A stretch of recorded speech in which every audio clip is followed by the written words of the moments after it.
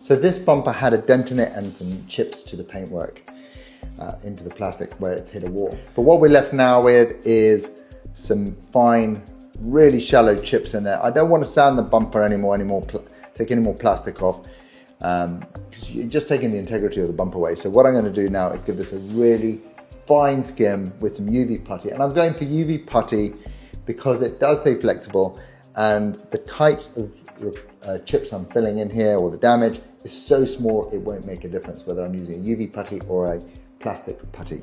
So let's quickly skim that. And you know, the thing with the UV putty, it's a 3-second cure. On this, probably even less, 2-second cure. So it's super quick, means I can just sand that back, flat it off, and get it into prime. So for these skims, I'm going to use the Collad UV putty. This is the coarse one. They do two. They do a coarse and a fine. Now, this is my go-to putty. I've been using it since it first came out, probably, I don't know, 3 or 4 years ago, so a long time. So you know I like it.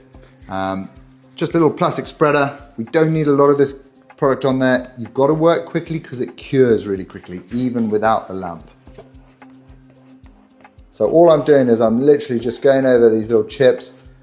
May not look like I'm putting much on there, but that's because it's fairly translucent, because obviously the UV rays have to penetrate it.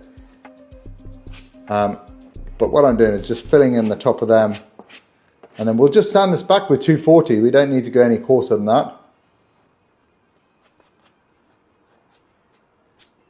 Sometimes you just need to know when to stop, and it's always quite difficult to know when to stop. I thought there was something there, but there isn't. Right, let's cure that.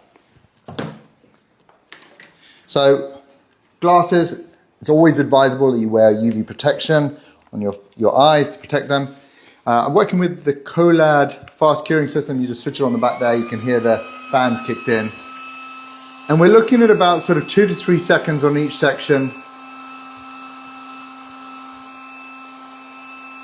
It actually takes me longer to switch everything on. So that's it, that's cured now. So now I can sand it back. So there we go, we've got some 240 there to sand it with.